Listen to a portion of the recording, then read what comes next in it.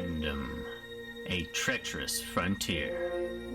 These are the voyages of the channel Downsize It. Its continuing mission, to explore strange new genres, to seek out new games and new player communities, to boldly go where no nerd has gone before.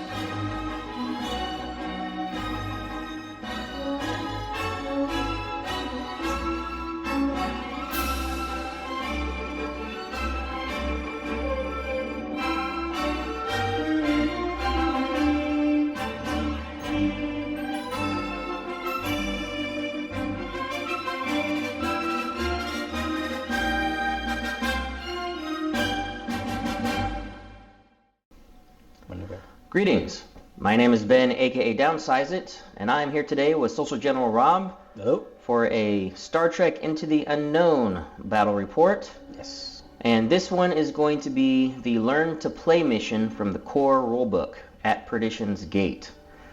And some of you might have seen this before on other channels, but just for a learning opportunity for you guys to watch and also for Rob. Myself, yes, definitely. The way they designed this game is if you play the Learn to Play mission and then the campaign, it's a slow introduction to the rules so you don't feel overwhelmed. Unlike my long 3-hour video, my first bat rep, where I just introduced all the rules out at once and I was getting rules wrong and everything. The proper way to do it is to play through the learning mission and then the campaign because they slow roll you into the rules. So that's what we're going to be doing now. And just a heads up for the learning mission, the first round is scripted, so Rob and I will not be making any decisions.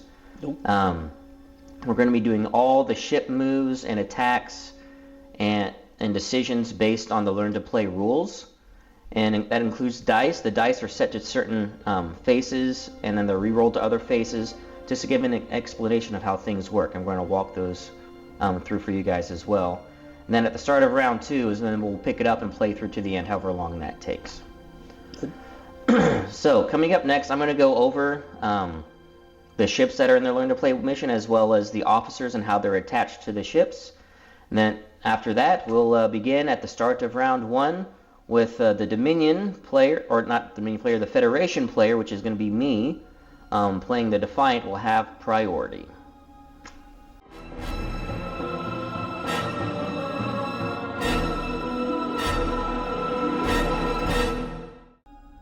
Tensions between the Federation and the Dominion have simmered since their first contact erupted into battle. For now, the Federation still holds Deep Space Nine and vital access to the Gamma Quadrant wormhole.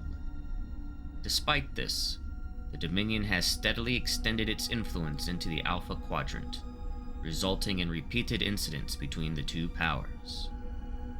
The Federation is concerned by recent sightings of a Jem'Hadar fighter in a nearby system. Commander Benjamin Sisko has taken the heavily armed USS Defiant to investigate.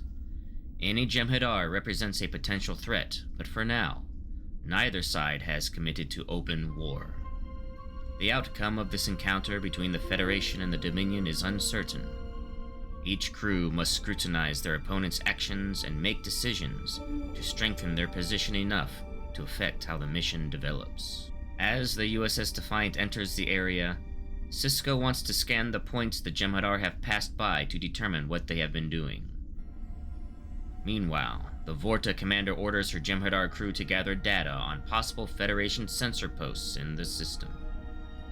Although this area is long explored, recent battle debris, shifting orbits, and emerging phenomena can leave ships of each side exposed to new uncharted hazards. Okay, to set up the Learn to Play mission, follow the instructions on the diagram that are in the Learn to Play mission setup. And on these map grids, and this is true for any system setup, Each square is 2 inches, so this will help you get your markers and ships into the positions they need to be in as accurately as possible. And when setting up systems, their standard length is 13 inches from the center. So how you measure that is you place the 12-inch ruler on the edge of the system marker, and that'll give you a 13-inch radius for your systems. The special mission action for this overture is threat analysis that is done at the instrument station on a ship, and it has to be at sensor's range of a solid objective token with a control marker. You test difficulty 2 with your command stat plus any discipline if an officer is leading the test. You can reroll your instrument stat. And you increase the difficulty if there's an opposing ship within sensor's range, or if you're trying to scan an objective that has your opponent's objective or a control marker on it. And successes will give you victory tokens, with potential more victory tokens for breakthroughs, and analysis can let you move the influence track. And then there's going to be random anomalies on the table that will be revealed if you warp over them or if you're within 2 inches during the hazard phase. For the overture, we will play for 3 rounds, or if all objectives have been successfully scanned, whichever one comes first. For this Learn to Play mission, the Federation starts with priority. Therefore, the influence track will look like this, with the Dominion player starting with influence. For starting corps officers, these are pre-selected for you for this mission. So for the Federation, you get Benjamin Sisko, Daring First Officer, Redoubtable Engineer, and Vigilant Security Chief. For the Dominion, you get Vorta Diplomat, Karema Researcher, Talat Talan, and Jem'Hadar Second. For initial officer placement, this is also pre-selected for you. So on the Defiant, you have Benjamin Sisko in the captain's chair, Daring First Officer on the helm, Redoubtable Engineer at the instrument station, and Vigilant Security Chief at the tactical station. For the Dominion, you have Vorta Diplomat in the captain's chair, Jem'Hadar Second at the helm, Karema Researcher at the instruments panel, and Talat Talan at tactical. And as you can see on the overlay here, the starting positions for the Defiant and the Jem'Hadar Fighter are also pre-selected for you. So coming up next will be round 1 of the Learn to Play mission, which will be scripted.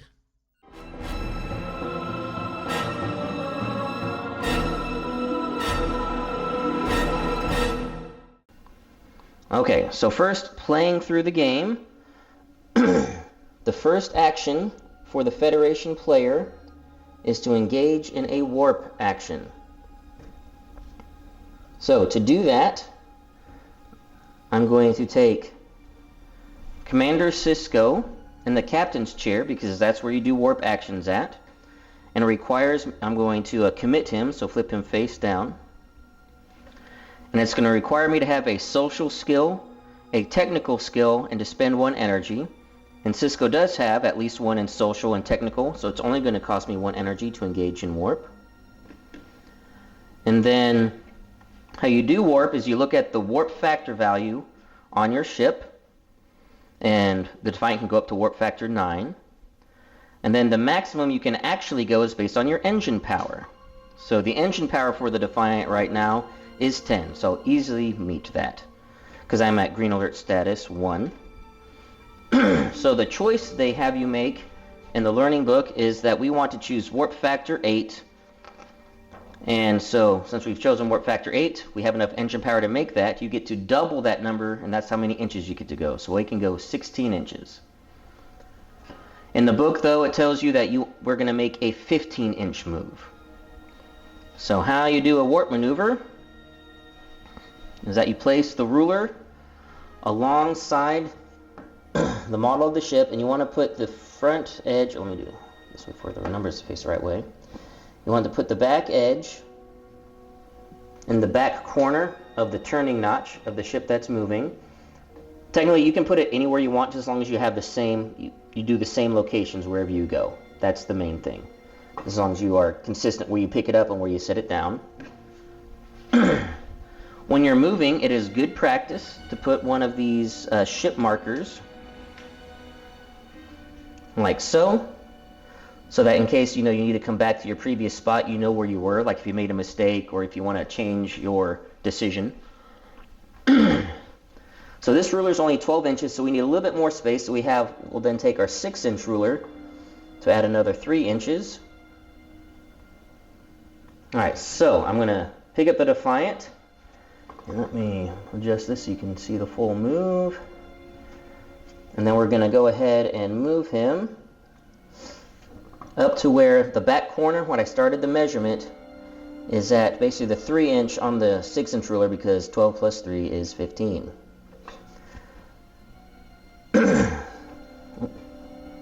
Now, after we've moved, we need to check our ranges to ships.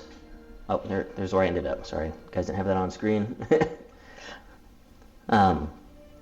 Check ranges to like obstacles and anomalies to see if anything cooks off for any special rules. There aren't any. But one thing that's important to note, we are 2 inches away from that anomaly, so if we are still there in the hazard phase, we will be flipping that anomaly over and seeing what happens. Alright, so that is my first priority action that I just took. So now we alternate. It is now Rob's turn to take a priority action. So I say Rob's turn, this place again, guys, we're doing scripted. Yep. So the Jem'Hadar fighter wants to engage Impulse, and we want to close with the Defiant. So we're going to do an Impulse maneuver. Rob's like, no, I wouldn't do that. Well, no. Unfortunately, the AI is in control right now, so you have to do it. So, Thanks, Founder. On Rob's ship, to engage in an Impulse maneuver, we have to be at the helm station. Mm-hmm. So we have our Jem'Hadar second there. So we're going to flip him over to commit him. To engage Impulse, you need to have a technical skill and spend 1 energy. Unfortunately, he does not have a technical skill, so you have to pay an additional energy to make up for the missing skill. So it's going to cost you 2 energy, so you can go down to 4 to engage in Impulse. Oh, wow. Now, how far you can move an Impulse is equal to your engine power stat, which is right now a 7, so you can go 7 inches. And you can turn up to 2 notches on the turning tool. All right. So, how we engage in Impulse is we place the turning tool into basically the side of the ship that we want to turn in. So whenever you put the turning tool and you turn it, you always turn it to the back. So if I want to make a left-hand turn, I'd want it on this side. If I want to make a right-hand turn, I put it on the opposite side and then move it back like so. Okay. So, but for the learning mission, we're going to make a left-hand turn in the left side. And we're going to turn it to the first notch. So just a slight turn, like so. If I have this lined up correctly, that preset, I might need to do a little bit less to get to the final position where they want me to be. Again, I'm trying to make this as scripted as possible for how the learning mission wants you to do it. And we are going to want to move, how far do they want me to move? 5 inches. So we're going to do a 5-inch impulse move. So to do that, you then place, this is the only awkward part about this game is the turning movement, but I'll get used to it eventually. You place the ruler underneath the turning tool here like so. Do you want to put that token in the back of the ship where your finger is? Oh, yes. Especially as a turning one with this awkwardness. And when you're doing an impulse move, you can either turn before or after you move. So we're doing a turn before, so we can't turn after we move. Gotcha. So now that we've got our angle that we want, we've put our ruler in there, we then pick this up, turning tool up, and I just bumped everything. Then you slide it along, and we want to go to 5 inches, so we'll move it up to the 5 inches mark.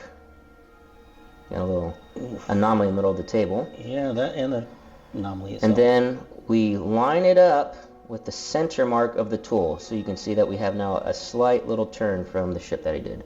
And this is an obstacle, so it doesn't do anything at the moment. So that was the first two actions. The first action for the Federation player, and the first priority action for the Dominion player. And also, I just want to make a note, guys. When you're in the priority phase, the only actions you can take are priority actions. And the only way that you can do priority actions is if you have an officer attached to the unit taking it. So you have to have an unexhausted officer, a readied officer, that you can commit to the action. Otherwise, you can't take an action. Alright, so next, for my second action it now goes back to the Federation player. So second action for the Federation player, I want to scan this objective using the objectives, the special mission rule, which is threat analysis. So first I need to check to see if I'm within sensors range. So as you guys will be seeing it popping up on the screen, the mission action that I'm taking. So my sensors range,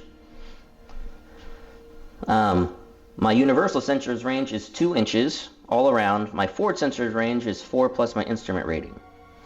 So the objective is behind me, so I have to be within 2 inches to be able to make this sensors test. And if I'm not, I'm going to adjust it to where I am, because that's where I'm supposed to be based on the mission. Alright, I'm just going to slide this in. Because again, this is supposed to be scripted. So I'm supposed to be just barely in range to scan it. So I'm barely in 2 inches to make this test. So, to take the test, I need to have someone at my instrument station, which is my redoubtable engineer. So I'm going to commit her to take the test. And then I need to spend, or my dice pool is going to be my command stat value of my crew, plus my discipline, which my redoubtable engineer does not have discipline, so it's just going to be my command stat, which is 3 on the Defiant right now. So that means I get 3 blue dice. The blue dice are called intuition dice. Yes. Your crew value determines your abilities in command, ops, and science. That's what's on your left-hand wheel on your ship card there. Okay. And that's basically the effectiveness of your crew in each of those areas. Alright, so my first roll, I gain, again, I'm not going to actually be rolling it, but we're going to be just doing this as an example. I get a blank. Okay, so my first roll, based on the scripting, is I get a blank. I get an analyze, which is this dice right here, and I get a regular hit. Now I need 2 successes to succeed at this test. So, part of the test is I can use my instrument rating, which is the green stat on the far right, based on your alert status, to get that many rerolls. And in this game, you can reroll a dice any number of times equal to the number of rerolls you get. So like I could reroll the same die twice since I get 2 rerolls. So I can reroll it and then reroll it again if I want, or reroll 2 dice. So I get 2 rerolls based on the Defiant's current instrument rating. And the results that it tells me that I get, I'm just rerolling 1 dice, and I get a breakthrough success. That's what this success symbol means. It counts as a success, but breakthrough successes usually also give you extra benefits based on the test that you're taking. So, I now succeed at the test, so that is a success. And then I'm going to spend my breakthrough success to, so basically I succeed on the test, so that's just normal, so that gives me a victory token.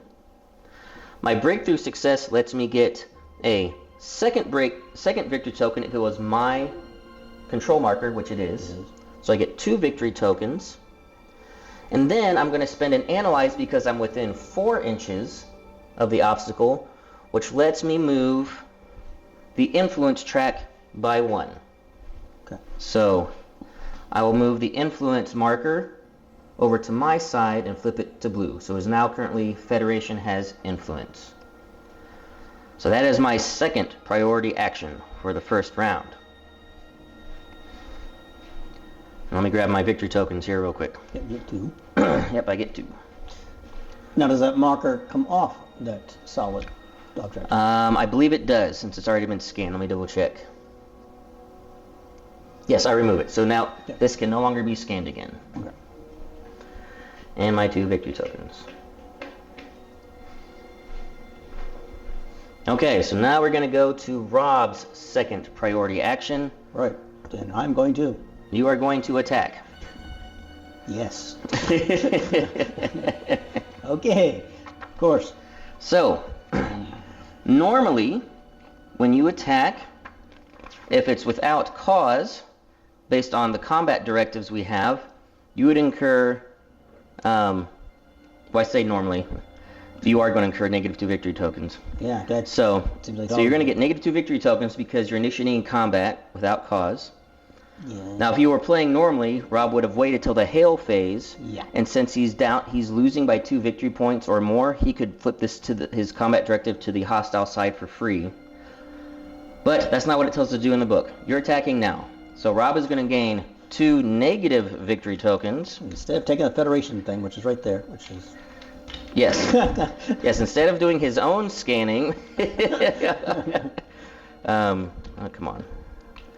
All right, 2 victory tokens. Oops. Negative ones. Okay. Negative victory tokens. Yeah. I think they want to do this just to show people that there are consequences for engaging in combat without cause. And that's what I do like about this game. I really do. I really like that. Yeah. I like that too, is that you need to have cause to engage in combat, otherwise you're going to take a victory point penalty. Yes. Alright, so he wants to engage in combat. So in order to do that, he needs to do the fire weapons ability, which is at the tactical station. Yes. So at the tactical station, he has Talak Talan. So he's going to commit him, and Talak Talan, by the way, has Ordnance 2, Yep. which means he's going to get 2 expertise dice, which is the black dice, on his first attack. Okay. So, to engage in the attack, first we need to measure range. So, he's going to fire his phase polaron beams, which have a range of 6 inches. Okay. And if we're not in 6 inches, I'm going to set it to 6 inches, because Where it's supposed to be? that's where it's supposed to be, if I would have set up the game properly. Alright, so I did some things a little off, but alright, there we go. So, we are 6 inches away. And so now he decides how he wants to distribute his weapons power. So his weapons power is based on his alert status. So he has weapons power 3. 3, yep. And he can spend up to an equal amount of reserve power if he wants even more. So he could spend up to 3 reserve power if Rob really wanted to cook off his weapons on this attack. But for this one, we're just going to be spending 2 weapons power for the first attack for phase polaron beams. Okay. So that means he'll get 2 blue dice, or intuition dice, plus Talak Talan has Ordnance 2, so we get 2 black dice, also known as expertise dice. Oh, okay. Let me make sure this is set up. Good view. Yes, Jem'Hadar Fighter, opening fire. So, the initial attack. So the initial attack, you get 1 blank, 1 analyze, 1 hit on your expertise dice, and 1 blank on your expertise dice. Yep, this is definitely me rolling, by the way. Right. So now, Talak Talan has a special ability called Relentless 1. Yes. So it allows him, if he's doing an attack or any security action, he can reroll 1 dice. Mm-hmm. If he gets a breakthrough success, though, the unit he's on takes a damage, a personnel damage. But in this learning mission, basically he rerolls 1 of his blue dice, and it comes up with a hit. Good. Now, the number of successes you need to hit is equal to the evasion of the ship you're attacking. The Defiant has an evasion of 2. We now have 2 successes, so that we successfully hit. Oh, okay. And we also have an Analyze. So what the Analyze does, it lets us cook off the Pierce 1 ability of Phase Polaron Beams, which allows us to ignore 1 shield of the Defiant. So the Defiant shield rating right now is only 1 on the front. Oh. So we're bypassing the shields for the first attack. So, we now need to track the damage of the Defiant. Going through our shields, we're taking 2 damage. Damage is equal to the number of successes you get. So we're going to go from 6 health down to 5 health. Oh, and when you're tracking damage, you stop when you change color on the damage track. But the first thing we hit, we get this little like a lock-on symbol. That means we take a critical damage card. Oh. And the critical damage card that we get is Comms Relayed Down. So on this card, it's only effective if I'm being attacked in the front, which I am. It means that, and this is telling me that standby orders cannot be given to stations without an officer. So basically, if I want to do a standby order, I have to have an officer there. Okay. And this is, looking at the symbol, it's going to go on my instrument panel, my instrument station. So now my instrument station is down. I can no longer take actions at my instrument station, which also means I cannot take the special mission action until I get that repaired. Oh, okay. Now, Good crit. yes, very good crit. So now, I'm going to take a pause here real quick because I forgot to do something at the beginning of the game. We'll do it now. Basically, the markers you need to have on your ship. So, just to identify what ships are. So first, we have the orange marker for the Dominion ship of a 1. They say to put a blue marker for the Defiant as a 2.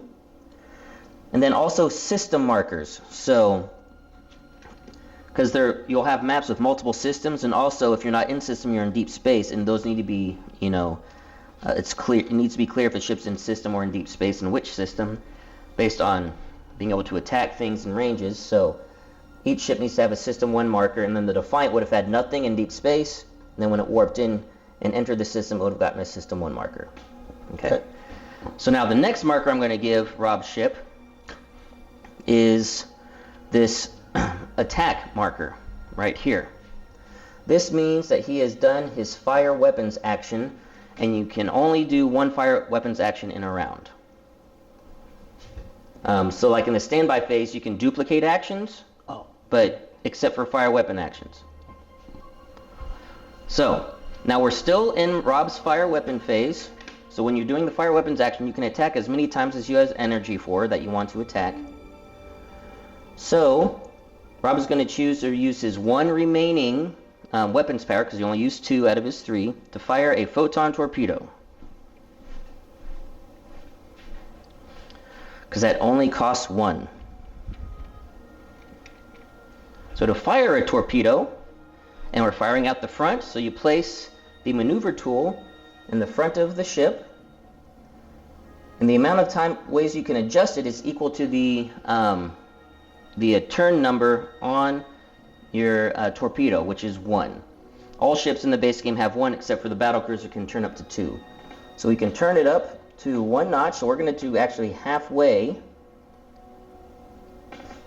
I think it's because I'm supposed to be facing like this. I'm going to adjust my facing again, because it wants to shoot it a little bit more towards the Defiant. So once you have your heading placed, you then place the torpedo with the arrow pointing forward. That's the direction it's going to travel. Then you have to decide how much endurance you want to give it, how many rounds it'll last. So I'm just going to go and put an endurance. It can go maximum of 2, so we'll put a 2 endurance. Actually, I think they tell me to put a 1, so we'll put a 1 endurance on the torpedo. And torpedoes move and detonate in the second part of the standby phase. Oh. So right now it's not going to move. It will move later. Alright, so now that is Rob's second priority action, fire weapons. If you want, he can continue spending more energy, up to 3 more energy, to keep firing weapons if he wanted. But we're not doing that because this is scripted. Right. Now I should be down 1 more energy. No, because you started with 3 weapons power. Okay. Based on your weapons power stat. Right. You spent 2 to fire your first weapon, and then spent 1 to fire a torpedo. So you're not bleeding into your reserve energy at the moment. Okay, all right. But you could spend more reserve energy if you wanted to, right, up to what your weapons power is. So you could potentially spend 3 more if you wanted to. But you want to be careful with that because you need reserve power to, engage movement and also for shields. Yep. All right. So now we go to my third priority action for the Defiant, Well, we have a torpedo coming at us. We've already, I need to reduce the Defiant's damage down one more. I forgot so he's actually down to 4 health and now into the yellow status of the hull. So why one more? I thought you said stop at, we get that 1 point. No, you stop when you change color. Yep. And I haven't changed color yet. So at setting 6, it's white. Oh, okay. At 5 health, it's white, but it does give me a critical damage card. Oh. Then down when I get down to 5, it's yellow. So that's where let's say if you did 3 damage, I would stop there. Right, okay. But I stopped there anyway, so the Defiant is at 4 health. Not looking good. So we need to get out of the range of this torpedo. So the Defiant is going to execute an impulse maneuver. So I have my daring first officer at the helm, so I'm going to commit him. Mm-hmm. For the Defiant, I need to have a security and a technical to engage impulse, which I do have. And I can move up to my engine speed, which is 10 inches currently, and I can turn up to 3 notches on the dial. So we are going to do a hard to starboard turn. So we are going to place the turn tool here. And then we are going to turn it. Let's see how far it doesn't want me to turn it. I think it wants me to turn it 2 notches. So we're going to turn to the 2-notch mark to where it lines up with the center line of the ship. You see that's a pretty significant turn. We could potentially go even more, basically do a full 90-degree turn. And we are going to move, I think we want to move 6 inches. Is that what it's telling me to move? 7 inches. It wants me to move 7 inches. Okay. So we're going to do a hard to starboard and turn 7 inches.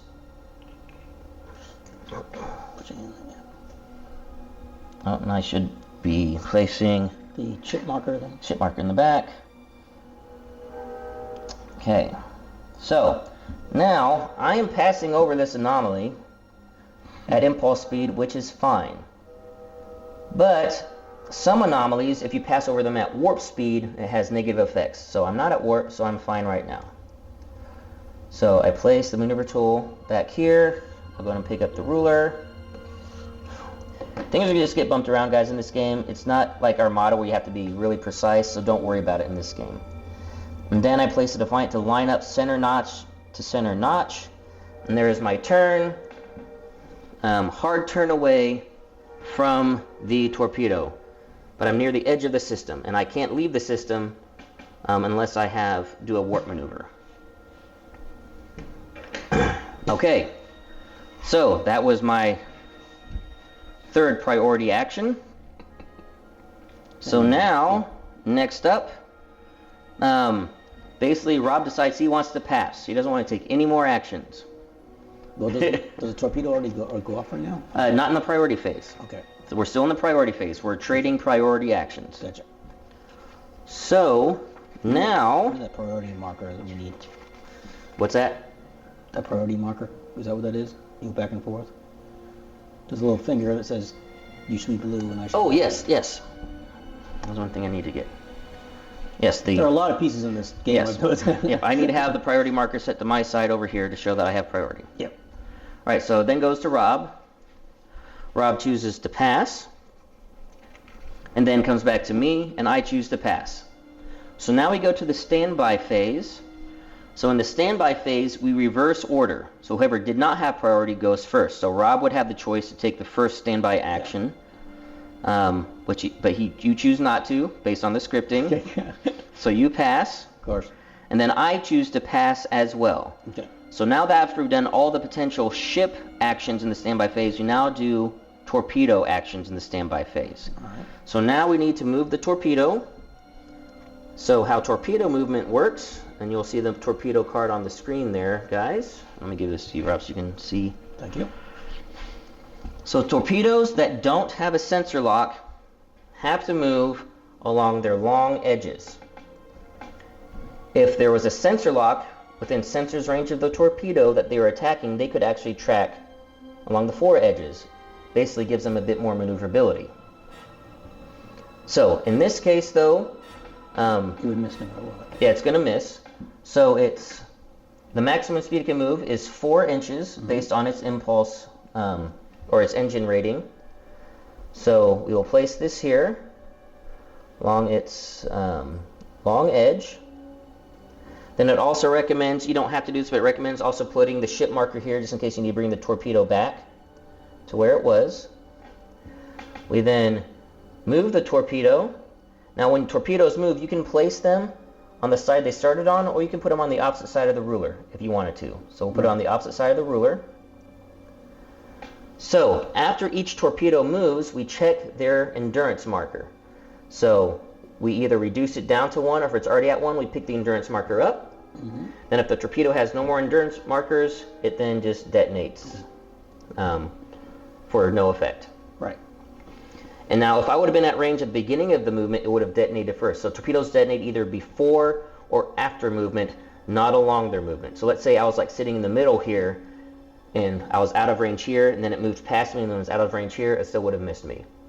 So torpedoes only detonate at the beginning or the end of their movement, depending on the range of their detonation, which torpedoes is 1 inch. They have to get pretty close to detonate. Okay. All right, so that is it for the standby phase. Now we go to the hazard phase, and we do any kind of hazard actions we need to do, like if it was on damage cards, or if we are in 2 inches of any of these anomalies, we'd flip them over, which we are not. Did you have a standby phase? I passed. Oh, okay. And then we would go to the hail phase, but we know hailing frequencies in the Learn to Play mission or the first campaign mission. But that's when you do then the hail phase. So now, we go to the ready phase, then the hail phase. So first, the ready phase. So the ready phase, you can ready up to 3 officers. So I'll just do this here on the camera. So for me, I get to ready Cisco, my daring first officer, and my redoubtable engineer. By the way, ready does go in order of priority player. I do all of my readying first, then Rob does his readying. So Rob can see like maybe what he wants to react to his readying or whatever. And then based on my recharge energy stat is a 1, so I get 1 energy back, which I was only down 1 energy, so I'm good to go there. Oh. So, but I still have this damage, this comms relay down. I need to get that repaired. I need to figure that out next turn. Then for Rob, he only has 2 officers to ready, which is easy to do, so he readies 2 officers. And then based on his energy stat, he gets 3 reserve energy back, but he only needs to get 2 back, so he also goes back to maximum reserve energy. Then we would go to the hail phase, which nothing in the hail phase. And by the way, for those that are wondering, where do you see that reserve energy refresh? That's in your engineering station on your ship. You notice it says ready action. You gain energy equal to your refresh stat, your reserve energy stat. And let's say if you had an engineer there, or anybody with a technical skill, you get additional energy equal to their technical skill. So you get, if you keep an officer in your engineering station, you can potentially get more energy back every turn. So that could be a potential strategy you want to do. I was looking at the wrong marker then. Okay. And then there's also ready actions of, if you place an officer in the cargo bay, you can get an additional officer back if you need to. And you can also form a team, but we're not going to be forming a team in this mission. All right, and then we flip this over to the opposite side, and now Rob is the priority player. And that is it for round 1 scripted of Road to Perdition. So, coming up next will be round 2, and it's no longer going to be scripted, and Robert and I are just going to play to the end and see what happens. Okay.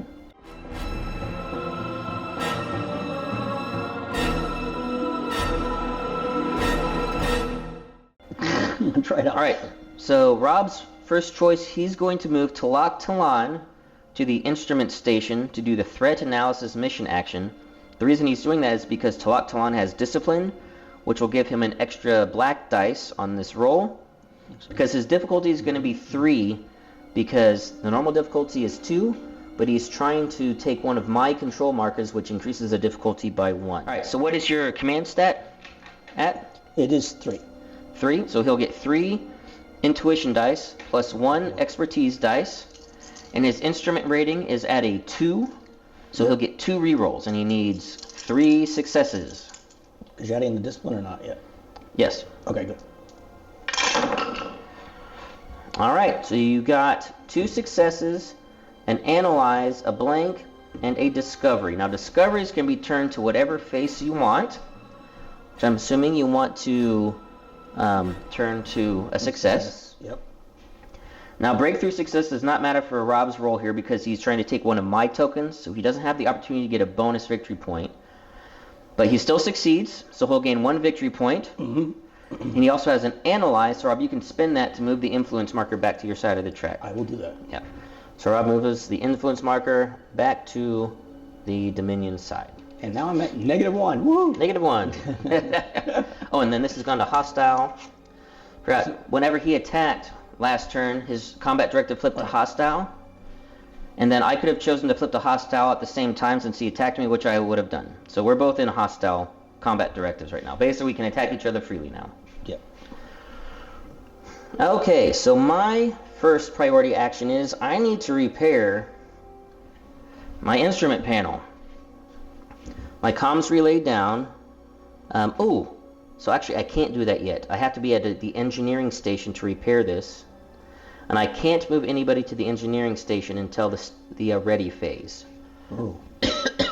Which I could not do because it was scripted. I would have done that last turn, but I couldn't. Right. So I'm going to have to wait another turn. Alright, so instead, while I'm waiting to get that repaired, I almost want to kind of take a shot at you. Because you shot at me. Well, yeah, I did, you know. No, you did. No. Rob did. Because I would have done it. He wrote the book. So I'm going to do an impulse maneuver to turn. And so I'm going to spend my daring first officer to do an impulse maneuver. And... Well, that token's gone, by the way. What? The solid token is gone. Yes, this token is now gone. Yep. So I'm going to actually do... So the only 2 impulse maneuvers you can do in the learning mission is a standard forward impulse maneuver or a come about. Come about lets you turn on your axis in place. And there's 2 more advanced maneuvers that we'll get to as you progress through the campaign. So I'm going to turn the Defiant like so, and basically on his axis like this, and that is it. Okay. So now it is to Rob. Rob, what is going to be your next priority action, or do you want to pass? I am going to be moving. Okay, so Rob wants to go into impulse. Yep. Okay, so which officer are you going to commit to do that? I can see in my impulse area I have... Remember, you can move officers there. Yep. What can she do? Oh, wait, she's got navigation. Navigation up in impulse or not? No, you need a technical skill to do impulse. Okay. She has technical. Yeah, she has technical. So I'm going to move the Karama researcher over there. Let me just see to make sure he has technical or not. No, he does not have technical. Or at least a special thing anyways. What's he on the other side of his card? Does he have technical? Well, no, if he doesn't have it there, he doesn't have it. Okay. So. Then we'll move him. Yep. We'll put that. Alright, so we're going to... So weird way they put their people. Okay. So we're going to put the Karama researcher. Yep. Well, they put it there so to show that you have to spend the extra energy. Oh. Is for an example of that. Gotcha. Alright, so we're going to commit the Karama researcher. You do have the technical skill, so it'll cost that plus 1 energy to engage impulse. Alright, so how do you want to move? Oh, and so you can go up to 7 inches and you can turn up to 2 notches. Okay, well, let's see what's 7 inches away from there. Just go, I guess... Just going straight? Well, to this side. I'd rather go towards my token down than the bottom down there. Okay, so you want to go to the far end like this? Well, right by the camera, basically. Oh, you want to go to this token? Yeah. Okay, so Rob's here and he wants to try to get to this token. Yeah. Let's see if I can zoom out so you guys see better. Okay. So... You're currently about 10.5 inches away. 7 inches will put you there, but I don't think you can turn that hard. But you can turn close to it probably. Well, I'm gonna turn close to it. I'm gonna do that. What is this? So he wants to make a right-hand turn. What do my aft weapons look like? It'll be in your fire weapons section. You want to turn as hard as you can? Yes, please. Okay, so we'll turn you all the way to the 2nd notch. Ooh, will this put me inside that anomaly, though? Yep, you will be within range of the anomaly in the hazard phase, so we will be flipping that over. But you don't have to go 7 inches, you can always do a... Right. Is there any way I can get in between them without not setting them both off? No, so 7 inches is going to put you right here. Right there? Okay. That's where you're going to land. Well, it's actually going to be a little bit closer. Let me get this in the tool properly. Yep.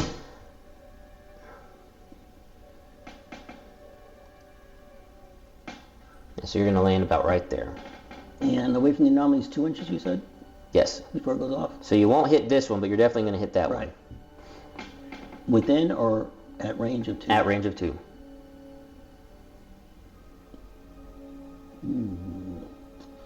Then I'm going to move just outside of range of 2 of the anomaly, turning that way. So you want to go short? Yes. Okay. That's what's called, yeah. So 1, 2, so just short of 2. Yep. Well, actually, no. No? Because your base of your ship's going to be a little bit further than that. So we're going to be short of that. Probably have to be... So you want to be short of that. Probably there is going to be a safe spot. All right, well, luckily we can measure this beforehand, and it's not tournament. Go there. Looks like it's safe. Because I think we can do 2 rules this time. Yeah, they don't. Yeah. I'm not seeing rules about that, them caring about that. You'll need to be a little bit shorter than that, so we'll just scoot you back just a little bit. Like so. Okay. Alright, so that is Rob's move. Yep. My second priority action for the Defiant is I need to raise my alert status. Being at green alert 1 is not doing me any good. I need to get my shields up.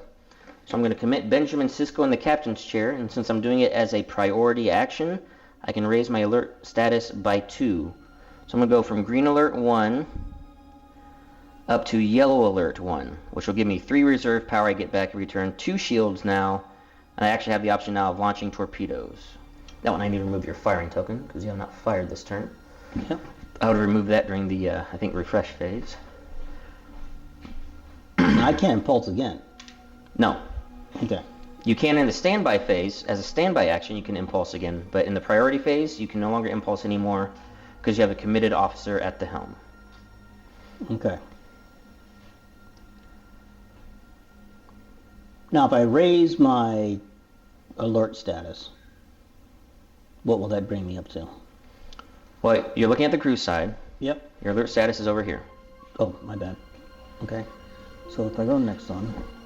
So the next one would be there, and you can potentially go up to there if you wanted. So those are your 2 options. Yep, then I get no sensor range, all that stuff. So that'll give me what, 1 green, 1 die? Now I'll give you 1 reroll. 1 reroll. Okay. I'll do it. I'm going to commit Vorta. Yep, the Vorta Diplomat at the captain's chair. So Rob's going to go from yellow alert 1 to red alert 1.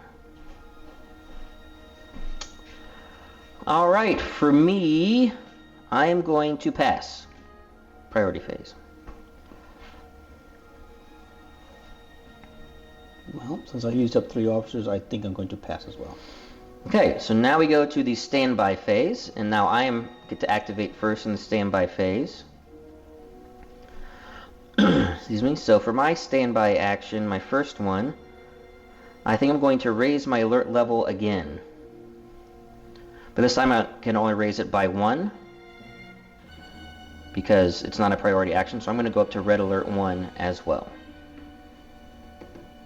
Alright, your first standby action. Now this one I can move again, you said? Yep. It's going to cost you 2 energy because you're not using an officer to do it, so you have to pay the extra cost. So you go down to 3 energy to do this. Alright, I'll do that. Okay, you can now move, you can still move 7 inches in a maneuverability of a 2. Alright. Let's see if I can turn and go about towards that token yet again that I was trying to go for. Okay, so trying to get to this objective here. Yep. Well, is that where you want the turning tool to be at? Probably 1 more just to make sure I can get out of that. If that is 2, I don't care. So that's 1 or 2. You're not at 2 yet. You can keep going if you want. That's 2's fine. Okay. Well, let's see. Now 7 inches. Whoops. 7 inches would put you here. That's it'll put the middle of your ship here, as I should say. Yeah. So it's still sure within range, it looks like. But why not? I am going to do it. Okay. So moving the full 7 inches. Oops. tool, then bring the fighter up here in my center to center. Yep, you're going to be in 2 inches of that one, but not 2 inches of that one. Really? Oh, phew. Okay, well, gambling, there we go. Yes. All right, so now we go to the hazard phase. So Rob is in 2 inches, or at 2 inches of that anomaly. So let's see what we get. A number 1 hazard. So that is a wreckage field. Oh. So if you are at 2 inches, you have to gain 1 peril token, or you can spend 2 reserve power. Now, peril tokens. They give it to you. Peril tokens allow me, let's say if you're attacking me, if you have a peril token, I can spend it to make you re-roll 1 of your dice. Or spend 2 power. Yeah, that'll take you down to 1. Right, and I would only get 2 back later. Correct. No, I'll take the peril token. Alright, so 1 peril on the Jem'Hadar fighter. Okay, that's it for the hazard phase. So now we go to the ready phase. So Rob, you need to do all your ready actions first. Okay. So we'll just flip over my 3. Yeah, flip over your 3 officers. And then you gain 2 energy back based on your success. So you go back up to 5. And is there anything else you want to do in the ready phase? This is where you can move officers to other sections of your ship. What's the difficulty of me picking up my own people over there, or whatever the thing is? The token. 2. Yeah, I'm gonna switch these guys. Well, you don't have to switch these guys. Oh, not yet? Okay. The bridge station is 1 section. Gotcha. So whenever you decide to do the action, you can switch them. Oh, all right. Different colors are different sections. All right. And that's the only way to move them is during the ready phase if you want to move I them. don't think there's anything else I wanted to... Okay, so we good? I think so. All right. Of course I know. For my ready phase, I mean, I know you have something to do I'm going to refresh Benjamin Sisko, my daring first officer, and then I don't need to get any energy back because I'm already at maximum, but I am going to move my redoubtable engineer to my engineering station, my engineering section, because I need to repair these comms relays, and they can only be repaired in the engineering station. So I need her there to do that. We're at difficulty 3. I only get 3 dice, but I get a bonus to mechanics, and she has 2 mechanics, so I want her there to get the bonus. So I'll be doing that in my priority phase next. All right, so that is it for round 2. I now gain the priority token, so I'm now priority player, and we'll be back at the start of round 3.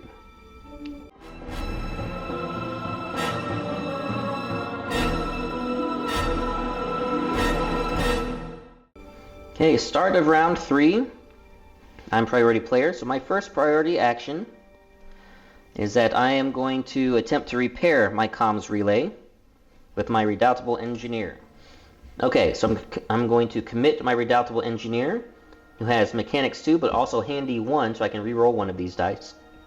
So I get 3 dice from my command stat, or 3 intuition dice from my command stat, 2 expertise dice from my mechanics skill, and I can re-roll 1 of these. I need to get 3 successes to get rid of this damage to my instrument station. And I did, more than enough. And having bonuses doesn't do me any good, so I'm not going to worry about it like adjusting this or re-rolling. So I got my 3 successes, and I get to discard my comms relay down, so I have my instruments panel back, so I can actually do the special mission action. But you cannot heal. But you're not healing at point of damage, right? No, so the only way to heal hull damage on a ship is with a repair team or a damage control team. So you have to form an away team and then they have the action where you can actually repair a hull. Okay, cool. Yeah. All right, your first priority action. All right. I am going to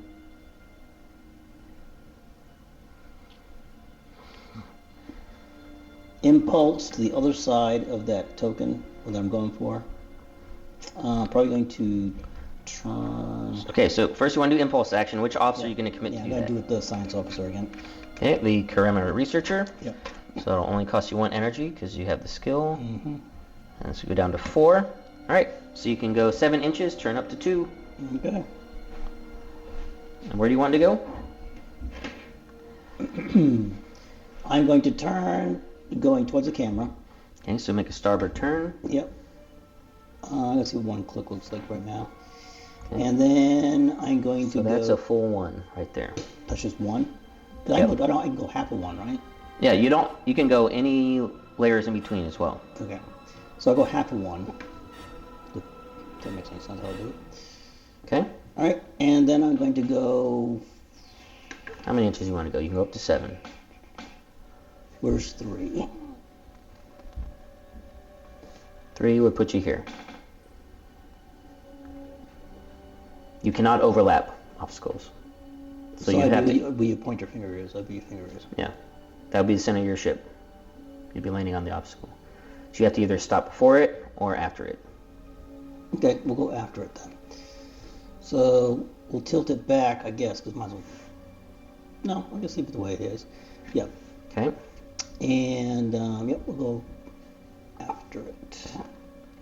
So about like there? I guess so. I mean, if that's within range, I mean, not being overlapped. Okay.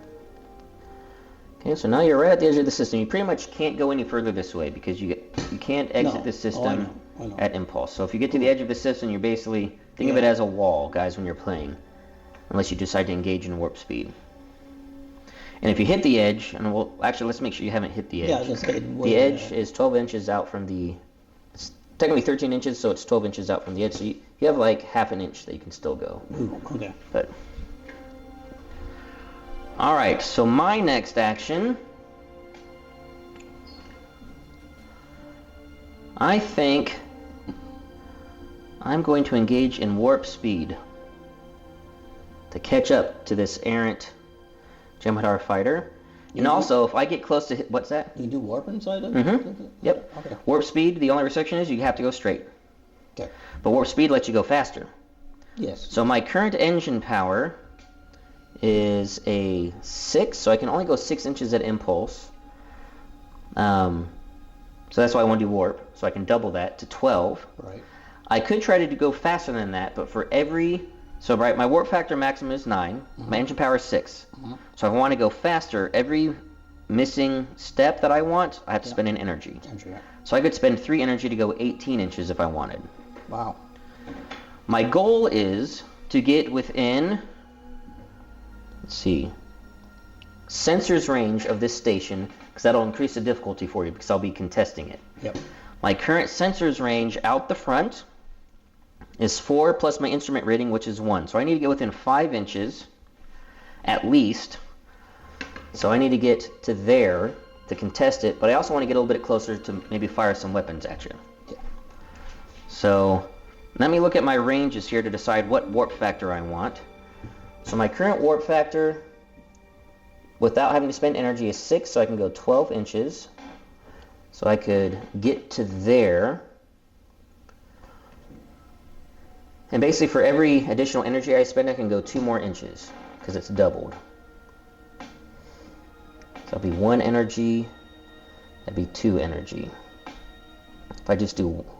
But I don't want to get too close to that anomaly. So I think I'm going to spend 1 reserve energy to get up to warp factor 7. So I'm going to commit Commander Sisko. He has the social and technical skills, plus 1 energy to engage warp, plus I need to engage another energy because I'm boosting my engine power, so I'm down to 4 reserve energy. So warp 7, engage. So I can go 14 inches, which will be to here. And that might be too close, so I might move it back just a little bit because I don't want to be at 2 inches of that anomaly. It's way down here, sorry. So, yeah, it's just like a millimeter back. I don't want to be in range of that anomaly. Yep. Alright, so engaged warp, in-system warp. Are you still within range of the sensor range? Oh yes, yeah, I'm definitely in range. I didn't want you to knock back all of a sudden, oh shoot. Yeah, definitely in range now. That's going to be a contested test for you. It also means I can try to test if you don't get it on your turn. But it's going to be, actually, I'll have difficulty 4 if I try to test for it, because 1, it's your objective and you're contesting it. So it'll be even more difficult for me to try to do it. So, alright, it is now to your next priority action. Alright, I am going to try to go for it. Alright, which officer are you going to commit to your instrument panel? Now, that'll be Talak here. Talak Talan? Talak Talan, sorry. because he has discipline, so you get a bonus expertise dice. Okay, so your command rating is... Where'd that go again? It's on left there. Left? The red. 3. 3, so 3 influence dice, plus 1 for discipline. Yep. You need 3 successes because I'm contesting it. Okay. And you get rerolls equal to your instrument rating, which is 1. Yep. So you get 1 reroll. And I, since I'm contesting it, I can make you spend a peril to reroll a dice as well. Right. I believe. Is it pre? It could be just if you're attacking me. We'll look that up when it happens. Yeah. Yes. All right. Oh. Well, that is a fantastic roll. So Rob just got 5 successes plus a blank. So. Quick question: can I reroll the blank? Mm-hmm. Because if I get a analysis, that'll give me a better. You can move the influence track. Yep. Yep. Yep. You get 1 reroll. All right, I will do that. Okay, analysis.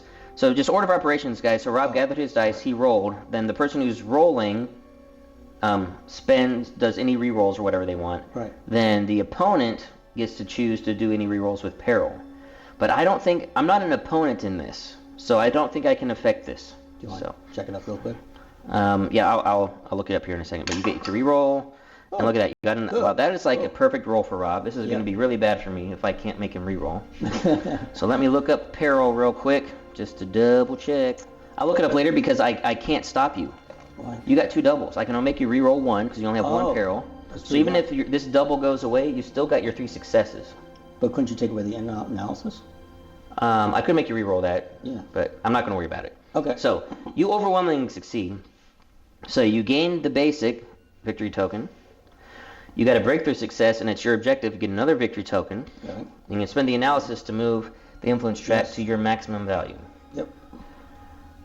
So Rob just went from -1 total victory tokens to +1. Woohoo! Go team. I like this Tater guy. He's really nice. All right. Yeah. Thankfully, it was not a ground combat because he would have hurt himself. No, only if you use your relentless reroll. That reroll was from instrument rating. No, I know, but it wasn't ground combat. It would be relentless roll. Yeah. Hurt himself. Well, only the dice that's rerolled. Oh. It's not if you have a breakthrough success. It's only the dice that you reroll. If it turns into a breakthrough success, do you hurt yourself? Okay, good. I was like, otherwise, that's rough. All right, so now the Defiant. Do I want to attack now? So I pick up that token, right? Oh, yes, that token. Nope, you're right. Token is picked up. It can no longer be got. There's only 1 more to be got. And actually, we're going to the complication at the end of this round anyway, guys, because it's round 3. So it just depends on whose complication. Probably going to be Rob's, because I don't think there's any way I'm going to be able to get... I have to get 2 attempts to analyze back to the blue, which is not going to happen. So we're going to be doing the Dominion complication. So what I'm going to do next is I'm going to attempt a sensor lock. So I'm going to move my daring first officer over to my instrument station that is now freshly repaired. I'm going to commit him. I need to have a security skill, which he does, and then it costs me an energy, so I go down to 3 energy. I am in range. My range, I need to be 5 inches away. I guess I'll double check that just to make sure I am within range. I am actually just barely. So I'm just barely in range to get a sensor lock. So to get a sensor lock, let me look this up. I was doing this wrong, guys, by the way, in my first bat rep. I was just giving myself 1 automatically, but you have to roll for it. So the test is I need to do operations plus ordnance skill, which my daring first officer does not have the ordnance skill, which I think... So I'm actually going to do this with my vigilant security chief because he has ordnance. But no, I want him for my attack. No, so we'll just not have the ordnance skill. My operations level right now for my crew is a 4 though, so I get 4 intuition dice. And my instrument rating is a 1, so I can re-roll 1. And I need to equal or exceed your evasion, which your evasion is a 2. So I need 2 successes and I get a re-roll. So far only 1 success, 1 re-roll, success. All right. we have locked on to the yes, to the Jem'Hadar fighter. So I am ship number 2. Mm-hmm. So I get a sensor lock marker of a 2, matching my color. Okay. And then I place that on your ship to show that you have been sensor locked by ship number 2. Okay. All right, so now your next priority action, or do you want fire to laser. pass? Okay, so you're committing your Jem'Hadar second Yes. to do a fire weapons action. Mm-hmm. Okay, so you currently have 4 weapons power to work with. You can then spend up to 4 reserve power if you want. And there's your shields right now. My front shields are currently at 3, and I have 3 reserve energy.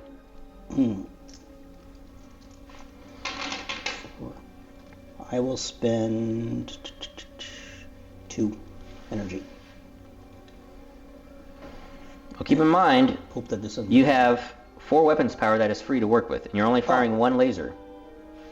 Okay, then I'll use all 4 of the free weapon. Yeah, unless you want to fire a torpedo. No. Okay, so you're not going to fire a torpedo, so yeah, I would just fire all of your weapons power. I keep forgetting about that free energy thing. I keep doing Alright, so Rob's going to fire his maximum weapons power out with his aft phased polaron beam. Yep. So that'll be 4 intuition dice. And I believe the Jem'Hadar second does have ordnance. Yep, Yes, ordnance 1, so you get 1 expertise dice. No sensor lock, so no re-rolling. And I believe you have to shoot me in the front. Let me see if you have line of sight to my rear. You can shoot me in the back if you want to. My shields are the same either way, so it doesn't matter. So how do you determine how I can... the angle of fire? If I can hit you in the So back? angle of fire is much more loose than it is in Armada. You basically just, if you can see the back from your front, which you can, basically any point to any point. Oh, wow. But if we were, I'm just going to adjust this, if we were facing directly at each other, Yeah. you can't see my back now. Gotcha. Okay. So, but since I'm kind of turned like this, you can actually shoot me in the back if you wanted to. Shoot me in my aft shield. The aft shield's the same, so... Same, yeah, it's not going to make a difference. Not much difference. The only difference that will matter is depending on any specialty damage cards I get. Right. So I'm just going to keep firing in the front. Okay. Alright, so 5 total dice, no re-rolls. This is straight up. And this is one where I can spend his peril to make him re-roll a die. Which I'll probably be doing. Alright, so we have 2 analyze. So Rob has the analyze he needs to activate his pierce. And he's gotten 3 damage, which is what he needs to beat my equal or exceed my evasion. One's a breakthrough, right? If you have a breakthrough success, but it's not going to do any good here. Okay. All right. In attacks, breakthrough successes, if you equal or exceed your opponent's resilience or their armor, you can make them draw a damage card. But the Defiant has 4 resilience. So, alright, but you hit me. I am going to make you reroll to try to reduce the damage, so I'm going to spend... Do I decide to reroll first if I want to? Oh yes, well you can't reroll, you have no rerolls. Okay. But yes, if you had rerolls, you would be able to. If you had a sensor lock, you could reroll up to your instrument rating, but you don't have a sensor lock. So I'm going to make you reroll... If you reroll this one, you could spike to double damage, which I don't want to do. So I'm going to have you reroll the black die. Okay. To a blank. Very good. So you still hit me, though. Right. So you do 2 damage. I'm assuming you want to activate your pierce. Yes. So it causes my front shields go down to 2. However, still not enough for me to not be able to stop the damage. Right. Now, as you guys know, you have to spend reserve power on your shields if you have it. I can't just choose to say, I just want to take it to the hole and not spend my reserve energy. Right. You have to take it on the shields. So he reduces my shields from 3 to 2 because of pierce. He does 2 damage. I have 3 reserve energy, so I have enough to soak it on the shield. So I go down from 3 to 1 reserve energy. Take it on the shields. Wow. Okay. Alright, and I'm assuming you don't want to spend a reserve energy to fire a torpedo at the back. Which you could do if you wanted. No. Okay. Alright. Well, now I'm going to return fire. Unfortunately, you're not in range of my most powerful lasers, my phasers, my phaser cannon batteries. Those are range 4. Those are close range weapons, which we are not at 4. I think we're just barely at 5. Yep, so I have to use my phaser emitters, and I'm probably going to be firing some more torpedoes. Yeah, well, you got sensor lock, you might as well, you know. Yes, exactly.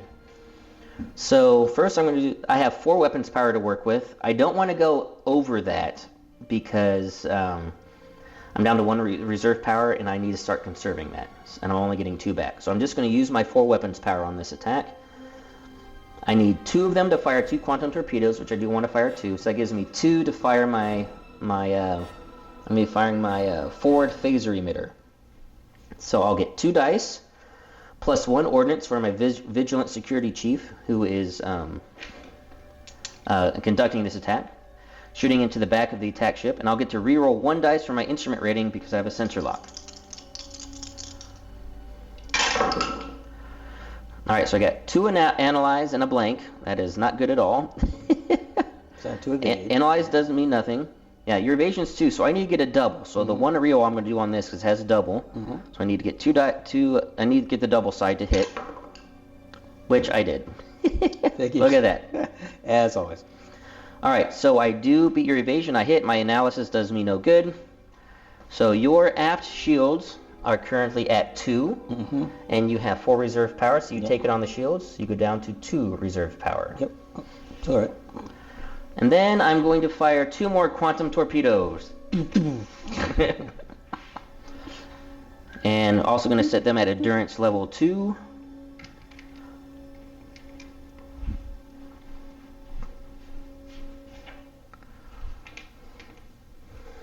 Think about where you can turn. You can't go that way, because that would take you off the board.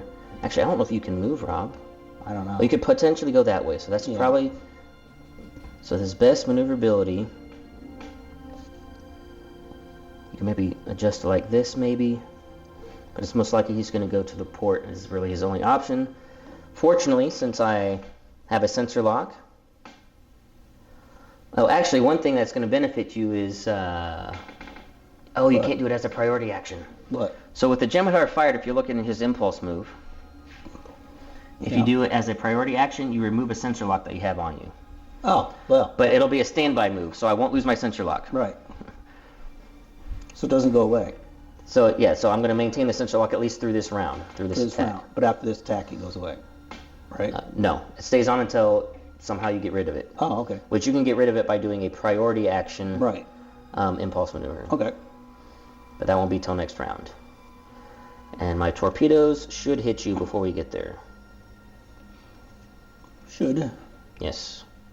So we're just going to launch them side by side, quantum torpedoes.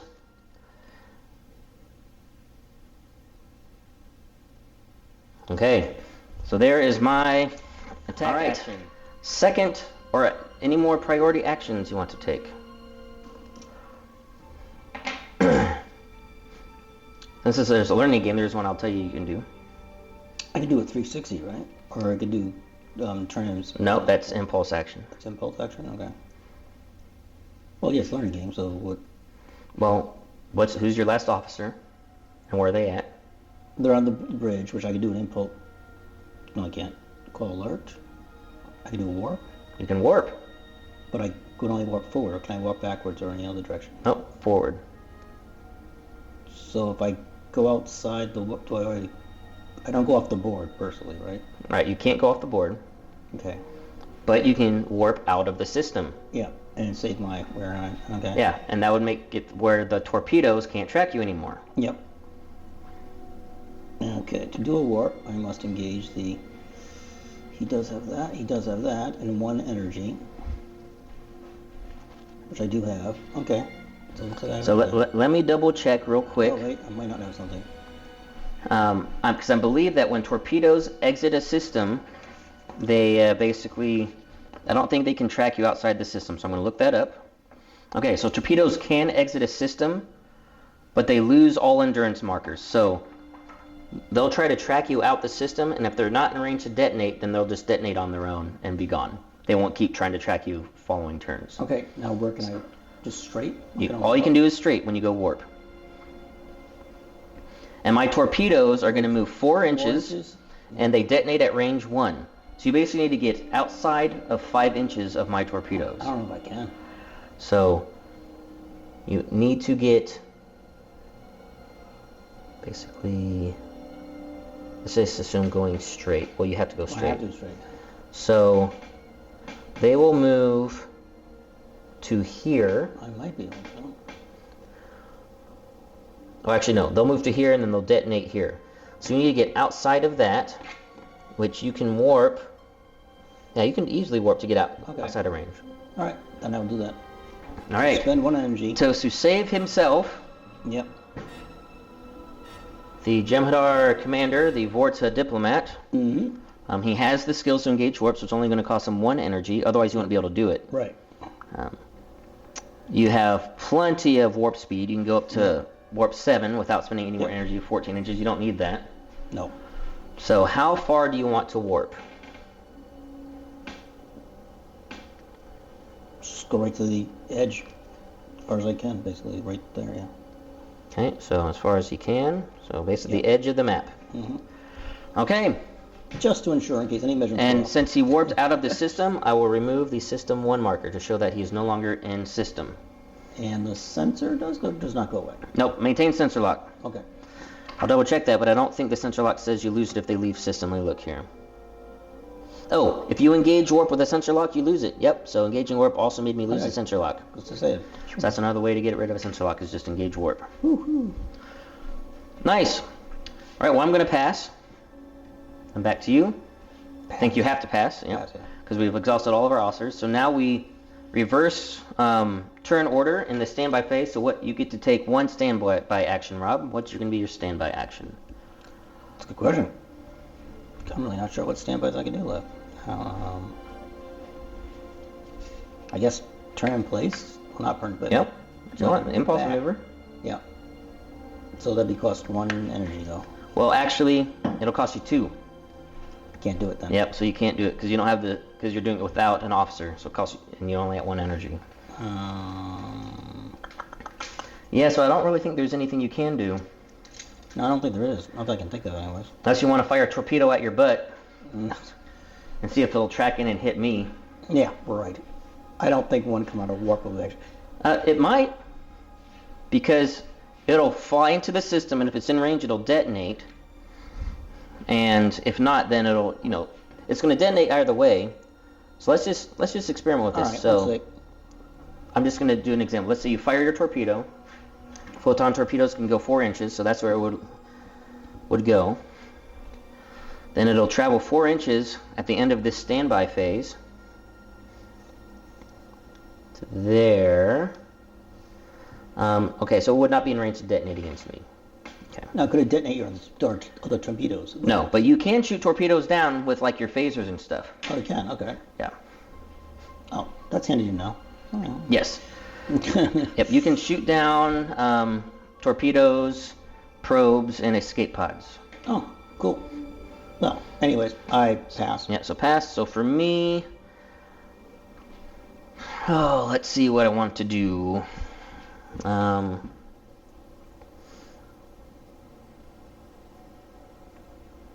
I like where I'm at here? Or I know we're going to be going into the complication, and it's going to be yours.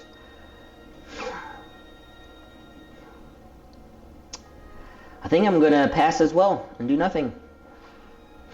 And these torpedoes would track and exit the system, or I think they might exit the system. They might actually not. Hang on.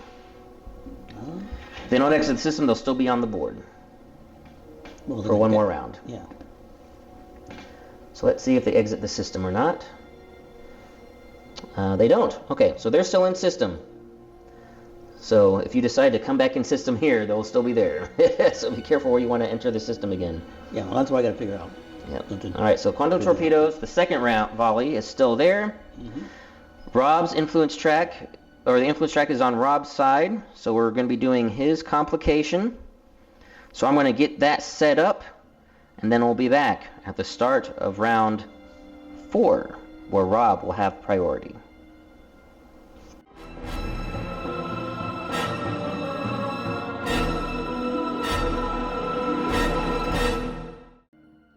Without warning, deadly energy beams pierced the darkness. The Dominion's purpose is revealed, as armed strongholds were somehow hidden in the depths of the system. The Federation outposts raise their own defenses and both sides prepare for a sudden, sharp combat.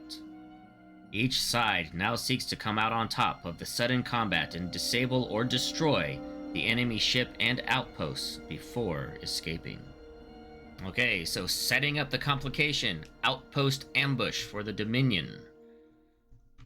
You can see the setup here on the map. Both of our directives would be set to hostile if they were not already. Objective markers we had on the board go back to their original positions, or they stay in their original positions. And we place the flags, control markers on them, but we reverse the control markers now. And obstacles now have the hazard keyword, to where they will fire on enemy ships that are at 4 inches distance. So if you are near an enemy outpost, they will shoot at you in the hazard phase. And there is a new mission action, Demolition Salvo, which is done at the tactical station. A ship or torpedo can take this action. Must be at phased polaron beams, phasers, or detonation range of an obstacle with opposing control marker. Difficulty 2, Operation Skill plus Ordnance. You can reroll your weapons power. If a torpedo makes that test, the torpedo is removed. And difficulty is increased for each opposing unit at 4 inches. And you can get a victory point if you succeed, and if you're close enough, you can get another victory token. And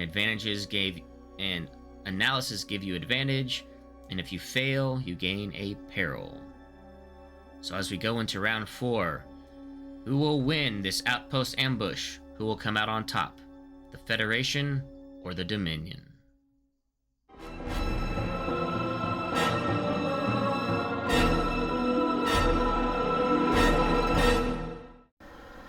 Okay, round 4. The Dominion complication is Outpost Ambush. So, all of the objectives have now flipped allegiances, basically. So these are 2 Federation outposts. Those are 2 Dominion outposts, and now they are hostile to opposing players. And they will attack at opposing players at 4 inches. And the goal, you get victory tokens if you destroy your opponent's outpost. And how you do that is by taking the mission action Demolition Salvo, which is done at your weapons station or your tactical station. And so we're going to play until either all outposts are destroyed, either or both of our ships are disabled or destroyed, or the end of round 6, whichever comes first. Before we get to Rob's first action, since he's priority player, just going to go over the refresh phase, what we did last turn. I refreshed Cisco, Daring First Officer, Vigilant Security Chief. I got 2 power back from my reserve stat, plus also an additional 2 power, because my Redoubtable Engineer was there, and her technical skill is a 2. And that's why I decided to leave her there, so I can start getting more energy back every round in the ready phase. And then Rob got 2 energy back, so he's at 3 reserve energy. And he got the Vorta Diplomat back, Karema Researcher, and Talak Talan back. Alright, Rob, your first priority action. And I cannot pass these priority actions. I have to take them. If you pass, you're done. Right. So, I guess we have to warp back in. So if I warp back in, how do I Well, do you have that? to turn around first. Okay, that's the question. This must mean. So, now I can turn any direction or turn it directly around to go warp back in. Well, you're not warping. First, you have to turn. So, impulse action. Okay. Question though. Do I have to turn directly in or can I go diagonal or whatever? I mean, when turning in place? Yeah. Wherever you want to turn? Okay. So, I'm going to do an impulse action. Okay, who are you going to have do it? No, that would be the warp to do that, yeah. Oh, well, then I can't warp. No, impulse engine action Right. is on the helm. Right. Well, then it's going to be the science officer, researcher. The Karema Researcher, okay. They have the skill for it, so it's only going to cost you 1 energy, so you get down to 2 energy. And you're going to do a come about impulse maneuver, so you turn in place. So where do you want to face? I'm going to turn it towards the camera, and just keep going until I say, there, about there. And keep in mind, when you do warp, you're going to go straight. Keep going then. Keep turning it. Can only do straight when you warp. I'm going to commit. Oh, by the way, I probably need to be doing this so you guys know where we're at victory points. I have 2 positive victory points. Rob has 3 positive and 2 negative for a net positive 1. So I'm currently in the lead with 1. So I'm going to move my daring first officer to the helm to do an impulse maneuver. And I am going to turn in place, also do a come about like so. To you. Okay. Now I'm going to warp in. Okay. So you're going to use your Vorta. Yep. Vorta Diplomat. Yep. He has both skills, so it's only going to cost you 1, so you go down to 1 energy. And you can go 7, up to 14 inches if you want. Going straight. So let's see what 14 looks like first, and let's work from there. 14 inches would put the middle of your ship right here.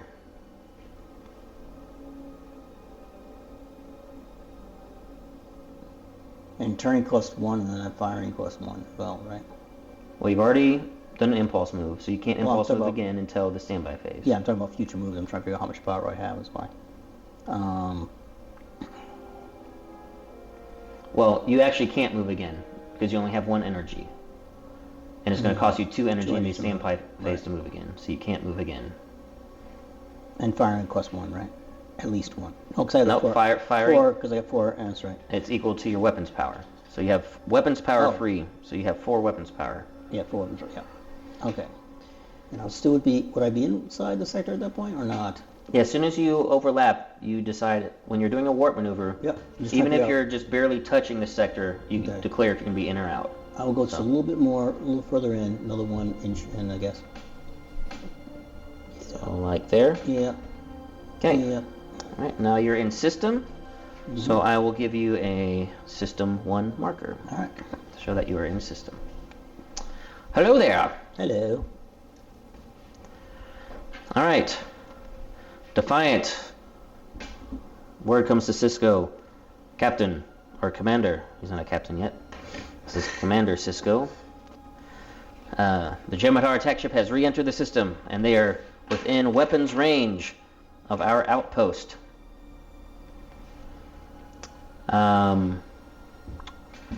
So, what do I want to do? Do I want to just attack you now, or do I wait and get a sensors lock?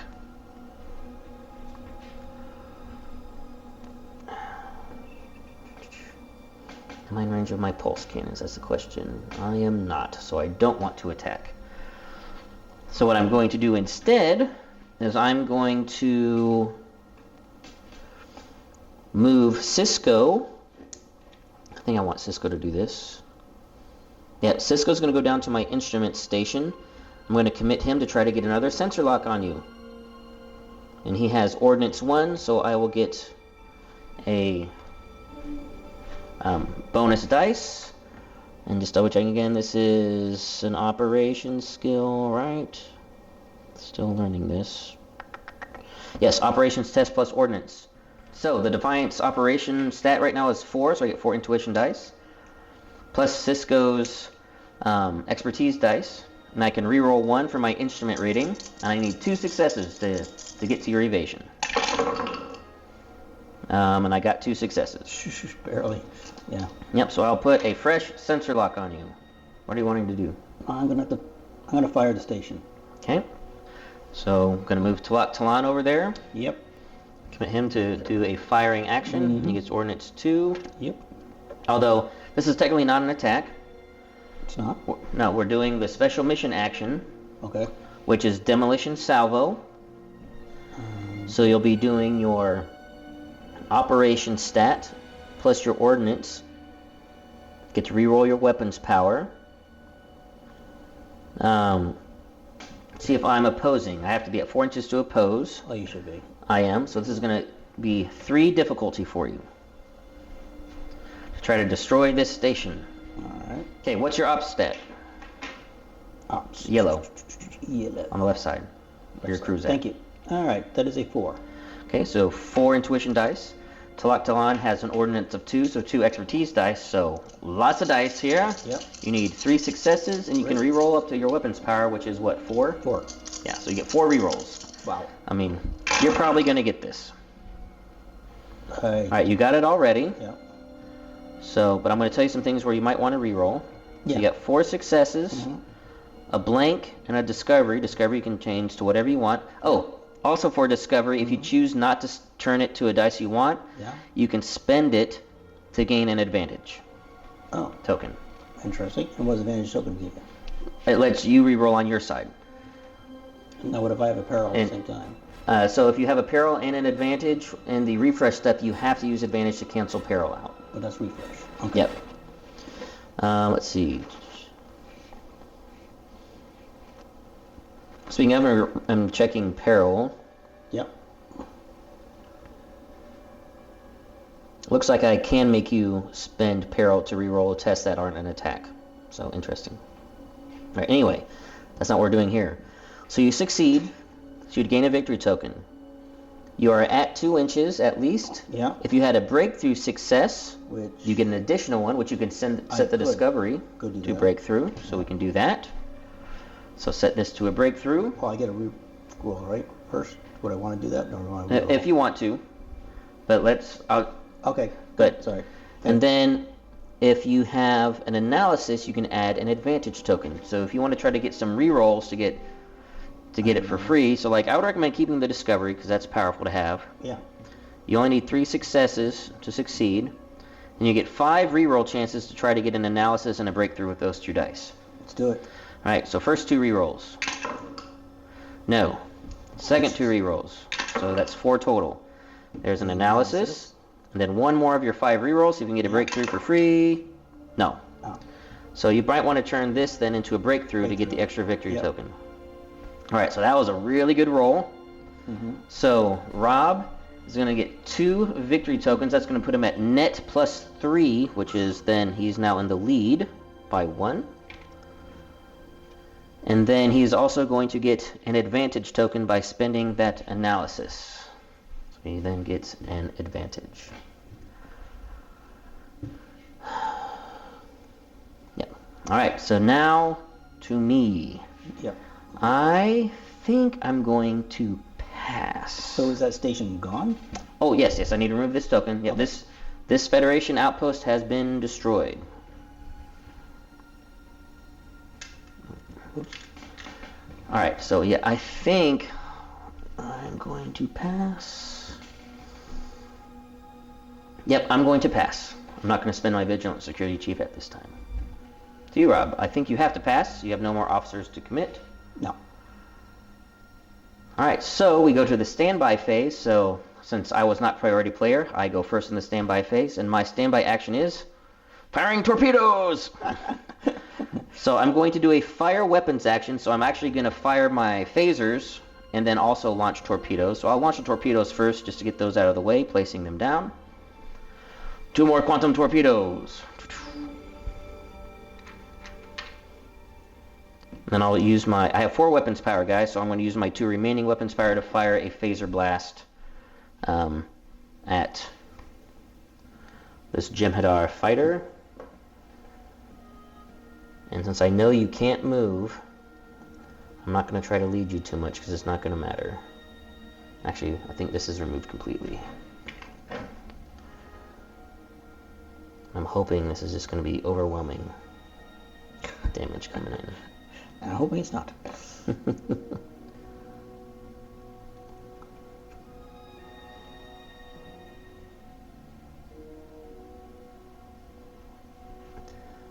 I could probably put those on the sides if needed. Alright, so first let's do my phaser blast. Okay.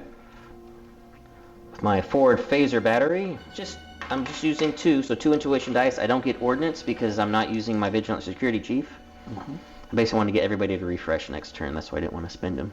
Yep. So, 2 dice, no rerolls. Actually, I reroll 1 because I have sensor lock, my instrument rating.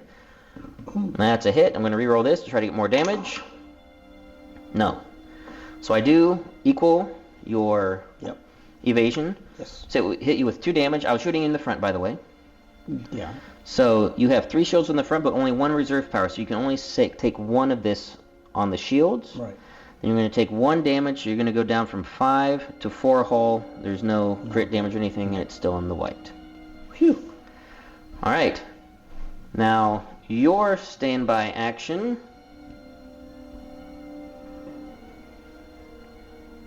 I don't think I even have a standby action, do I? You can do any action you have on there that you have energy for. You can even fire weapons. I have 0 energy. You have weapons power. I already used it all, shouldn't you? Nope. That was not a weapons. That was not an attack action. Oh. That was not a fire weapons. That was a demolition salvo action you took. Oh, okay. So you have not done your ship's fire weapons action, so you can shoot at me or try to shoot the torpedoes down. I'll be shooting torpedoes. All right. So trying to shoot down the torpedoes. So you have 4 weapons power. Yes. You have 2 phased polaron beams out the front that can shoot at the torpedoes. Your aft ones are not in arc at the moment. Nope. So that'll give you 2 dice per attack. Yep. No rerolls. And I have to get a... And the evasion of torpedoes is 3. So you need 3 successes. Which is possible. You basically need a double and a hit. Oh, I know. But still. So actually, first attack, do you want to do 2 and 2, or do you want to try to do all of them on 1 to try to take 1 out? I'm going to try to take 1 out. Okay, so I feel better about that. yeah, that's probably a smarter choice. So which one do you want to try to shoot? Say the one closest to you. All right, so trying to shoot down this quantum torpedo. Yep. With his maximum weapons power of 4, a phased polaron beam, he needs 3 successes, no rerolls. Although you have an advantage, you can spend that to reroll. Do I have peril aim or not? No. I don't? So I might. Okay. Well, there is 5 successes. If I went for 2. Yeah, right? So this torpedo is gone. Shot down. And then that is it for your attacking, because you have no reserve power to do a second shot. Nope. So now our standby actions are done, so now we go to torpedo standby actions. These torpedoes fly out of system and then detonate. And then measure range, I think you are at 1 inch, so I don't think this thing's even going to move. Yeah, I'm pretty sure you hit me. Yep, so this torpedo detonates. Yep.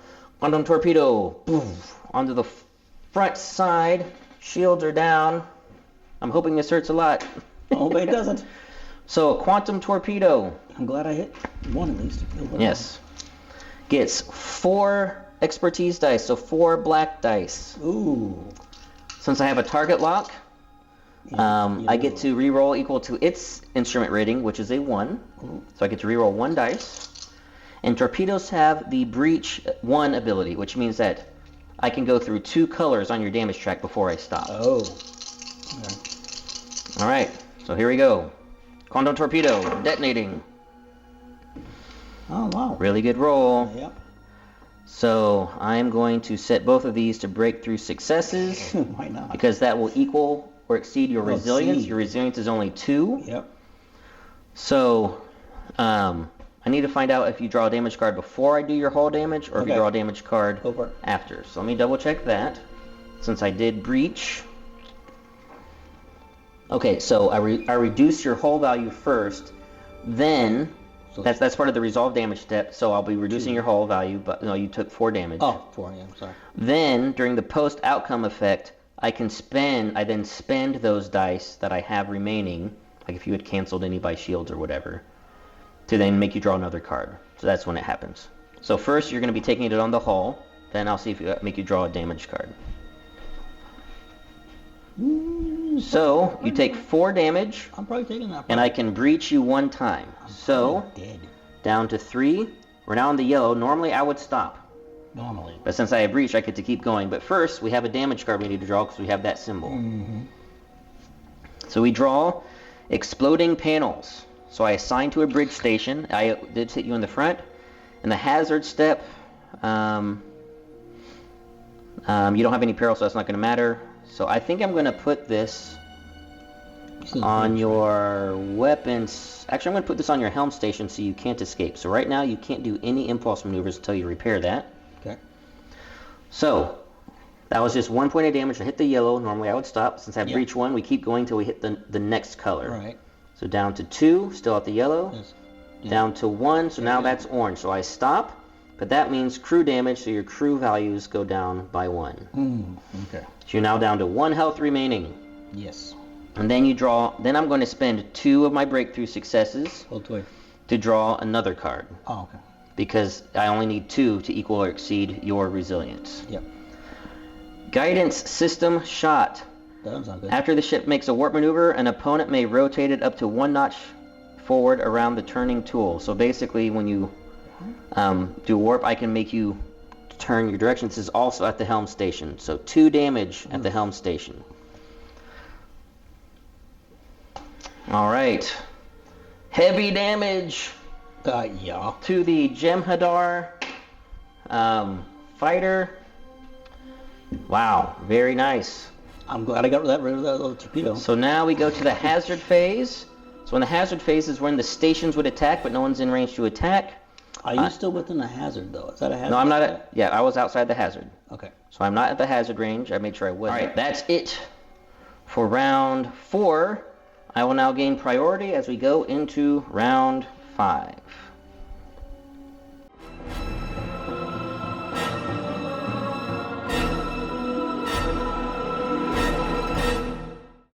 No, I should have walked over there. All right, guys. So I have to decide what I want to do here. So Rob is leading now, net 3 to net 2 victory points. If I have to disable this Jem'Hadar fighter. Not destroy it. To not destroy it to get a victory token from my directive. That would make us tied. And if we end the game tied, which the game would end because he would be disabled, that'd be an ending part for the game. Rob would win though because ties go to whoever's complication it was. So first, before I let that ship be destroyed and the game end, I need to go over here and try to destroy this outpost before that happens. So I'm going to do an impulse maneuver and to head on over there. I think I'm just going to do...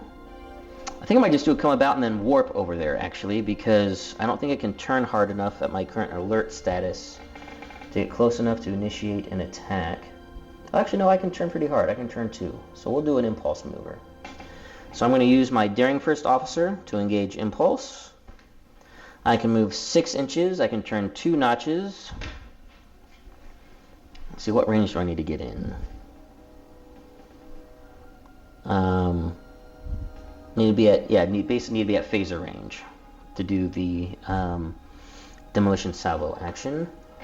So move there, and then I'd be there. Yep, I'd be at phaser range. All right, so we're going to turn maximum clicks, basically 2 clicks, and then move this to my maximum of 6 inches to move.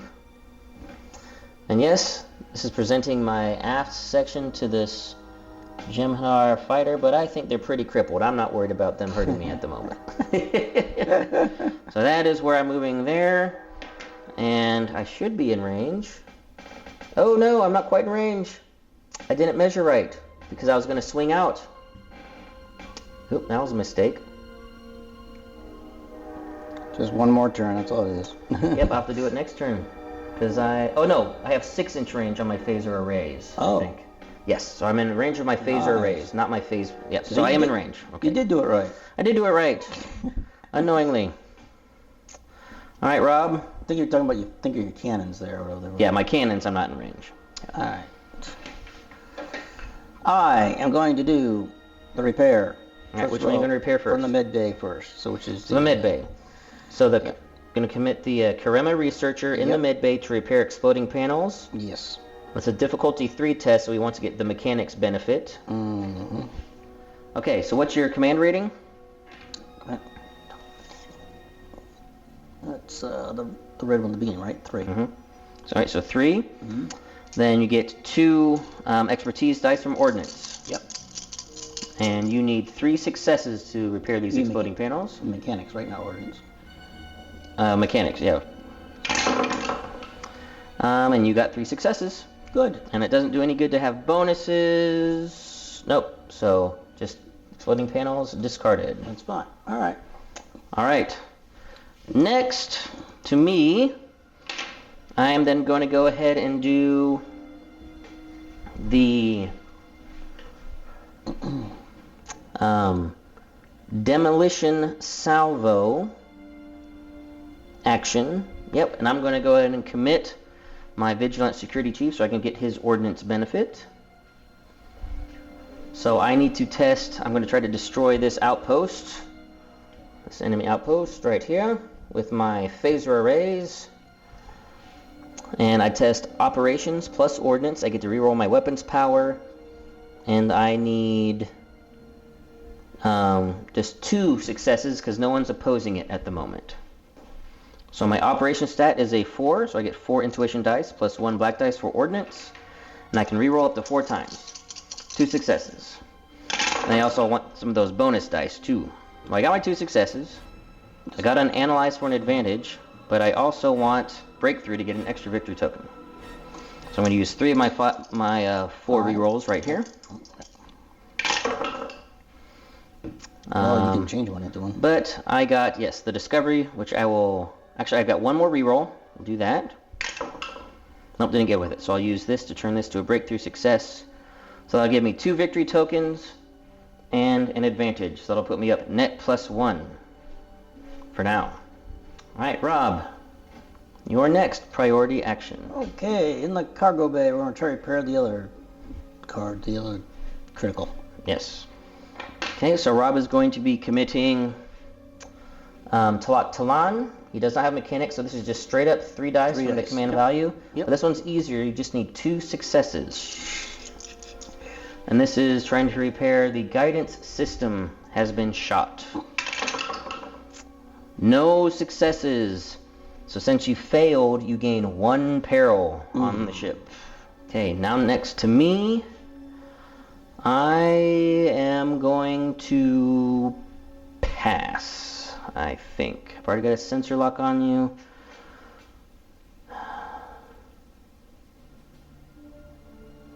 Actually, no, I'm going to just go ahead and attack you now. Not wait until the standby phase. Yep. I'm going to move Benjamin Sisko over to my tactical station. And I'm going to commit him to do an attack. He also gets Ordnance 1. So we're going to shoot you out the butt. So I have an aft phasing phaser emitter as well as a 360-degree phaser emitter, which I'm in range of. You can have more than 1 officer at section? Mm-hmm. We have multiple officers at a station. Okay, cool. But you can only just fire you can only do an action once in the priority phase. And I have not done fire weapons yet. Nope. Oh, I know. I'm just asking. Yeah. I think you can only have 1 officer at station, so I'll just move him. So basically, I'm going to swap Sisko, and I'll move my vigilant security chief over to instruments. Okay. So, taking this attack, I'm basically going to, I don't want to destroy you, I just want to disable you. Right. And so I really just need to get 1 through damage on you. You have 3 shields with 2 energy. Right. So you're going to absorb 2 damage. Yeah, and I'm just going to look at your damage track. I just need to get 1, I just need 1 damage to go through. And I will stop when I hit it too. So even overflow damage, it doesn't matter. So I can, because I don't have breach, so. I just want to make sure I'm not going to hit you too hard. Right. So I am going to go ahead and spend 4 weapons power plus my ordnance to do I'm going to do my 360-degree phaser emitter. So I'll be 4 intuition dice, 1 expertise dice for Sisko's ordnance. Yep. I can reroll 1 dice because I have you sensor locked. My instrument rating. I definitely hit you. Actually, I got exactly what I needed without needing to worry about rerolls. So 3 successes, that hits. 2 of those you take on your shields. Right. And then 1 hits your hull, which will then take you down to disabled status. And does the analyze do anything for you? No, I don't do anything with analyze. I don't have any special weapon abilities. Okay, and since I disabled a ship per my combat directive, proportionate response. This is just a proportionate response. You there, stop. Yes, so we disabled you, didn't destroy you, so we get another victory token. And then once I'm disabled, that's it. At the end of the round, that'll be it. You can still take. There's limited actions you can take once you're disabled. Let me look that up. Disabled, okay. You can only adjust your alert. You can attempt to heal, attempt to repair, or form a team. So actually, you can't do anything that's going to help you in this mission because you can't form a repair team to then heal your whole damage. So, right, yeah. Yep, I think that will be end of game. We can call it there. All right. Well, it was a good game. Yes, it was a good game. So, the game ended. Yep. With a Federation victory. I'll read the flavor text later. And so I ended with 5 net victory tokens. Rob ended with 5 victory tokens, but 2 negative tokens for 3 net. So Federation victory. Rob and I will talk about it a little bit and just see his thoughts about his first time playing this game in the post-game interview.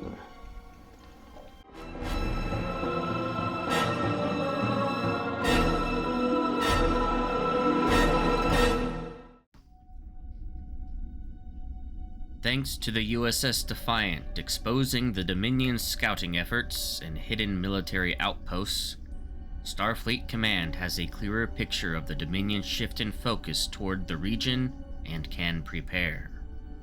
The question is, what are the Dominion's immediate plans in the Alpha Quadrant? Okay, so that was the learning mission, the Learn to Play mission from the core set at Perdition's Gate. And hope that was instructive for you guys. And I'm going to leave a lot of things in. You guys, this is post, so obviously you see that I left a lot of things in, but I did it on purpose. So you could see basically Rob and I in our decision-making process, how things work, etc. So the longer than normal video of this is because of that. Just so you guys can see how things work in decision-making process. I think I got all the rules right this time. With the rules interactions. I don't think I got anything wrong. But if you guys saw something where I might, let me know, because we're all still learning this. The entire community is still learning this game. Yes. So let me know if you guys noticed something where I got wrong. So Rob, other than the AI screwing you over by the scripted portion, what did you think about basically the gameplay? And Actually, I do like the gameplay. I really do. I like that it's not all about combat. Yes. Okay. That their objectives are, well, this objective anyways, was not just about combat, it was also about, well, let's see if I can go snag this person over here, take out that base, whatever. Mm-hmm. And even though when I was looking at my characters, we'll call them, or crew, I should say, I thought, oh man, this Jem'Hadar fighter, man, he's got the Defiance, he's got all the crew, he's got the crew. Yeah, I'm not going to be able to do anything. I was able to do stuff. Yes. Now, lucky dice rolls, mind you, yes, but at the same time, they are actually able to do things. Now, at the end, when I had 2 crits, it was more difficult. And luckily, I was able to warp out, which was really weird to me, because going back to other games we played, usually if you go off the play area, I know it's not off the map, literally, but off the area that you're, the sector, I guess we'll say, you're done. That's it. Your ship's off the board. But, so I was like, oh, that's interesting. I do like that you can get rid of sensor locks. Sensor locks, mm-hmm. There's a way to get rid of peril with the advantages, which I was going to do, but unfortunately I was out of the game at that point before I could do it. And perils and advantages are another neat aspect of the game as well, I think. Yes. Because you can use them in various ways. Yeah, basically just screw over your opponent. And the factions, I think they're pretty cool. Just the complication at the end, where you were trying to figure out how are you going to do this? How are you going to get that extra point that you needed? Yes, I couldn't just outright kill Rob or disable Rob where I was. Because if I did that, Rob would have won the game. Right. Because we would have tied at victory points, and it was his complication, and so he would have won the tie. So I had to delay that. I needed to go try to destroy one of his outposts first, and then I was able to then launch an attack. And the reason why, so some people might be wondering about that, the reason I was able to do that is normally, and it's not normally, it's all the time, you can only fire weapons, do the fire weapons action once, but the mission action to destroy a station isn't the fire weapons action. Which is what I did which Rob did the turn before. Right. He did the special mission action at the weapon station, and then he did the fire weapons action. Yeah, little torpedoes up. Yeah, little torpedo. Yeah, to destroy a torpedo. Yeah. So. Which makes me wonder if I didn't destroy that torpedo. I might have actually destroyed you. Yeah. I probably would have. The second torpedo probably actually would have overwhelmed you and destroyed you. And then I would not have gotten a victory token because my combat directive is to disable, not destroy. Proportionate response. And the game would have. We would have finished the round.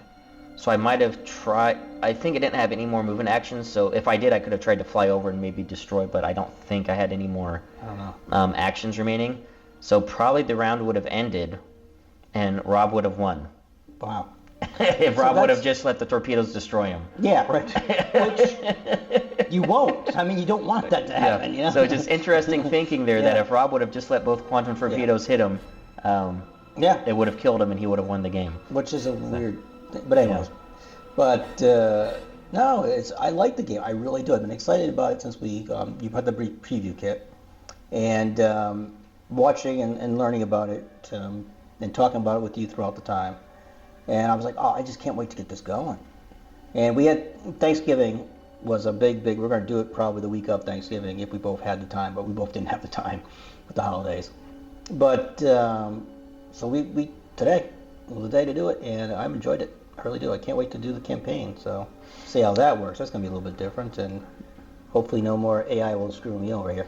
No, but it's all our own choices there. Yep. So that'll be the next bat rep. Well, maybe not the next, but the next video you'll see with Rob is going to be, we're going to be starting the Into the Unknown campaign mission 1. Yep. And so that'll probably be a few days from when this video drops, depending. And that the way that they have this set up for this core box is that the campaign is also learning. There's not going to be any scripted stuff, but it is still slowly introducing rules. There'll still be some rules that are not in play. I'll talk about that more in that video. Right. But we're going to be introducing more rules to that mission, that first mission. And I like that. So, I think that's great. Yeah. Because that's a great way to learn the game is through the campaign and doing it. Correct. Instead of saying, okay, there you go, make up your fleet, go after it, have fun. Yeah. What do I do? Yes. So it's a great way to learn. All right, guys. Well, I hope you enjoyed it. Hope it was helpful and in learning the aspects of the game. Don't forget about the giveaway for Admiral Tater and some of the downsides at DICE. On or around January 1st, I'll announce the winner, so subscribe and comment. If you want one of these shirts, email me or message me, and I'll let you know how to get one. And don't forget about our channel partners, Admiral Tater and Baron of DICE. So check out their sites and give them business using the discount codes. So, all right, guys. Thank you for watching, and until next time, take it easy. See you later.